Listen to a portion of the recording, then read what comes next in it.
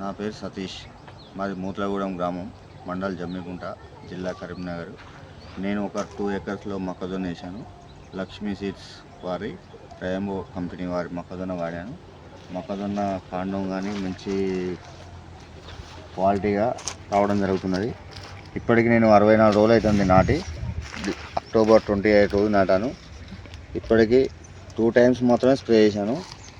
చాలా కాండం కానీ ఏది కానీ చాలా బాగా వస్తుంది. పంట బాగుంది, చాలా బాగా అనిపిస్తుంది. నువ్వు చెప్పిన ప్రకారం ఒకసారి స్ప్రే చేస్తున్నావు వరకు చేస్తే నువ్వు ఆటోమేటిక్గా మనకు అయితే జరగ ఏం చేస్తుంది అంటే ఆ ఏరియాకి మొక్కజొన్న బాగా వస్తుంది.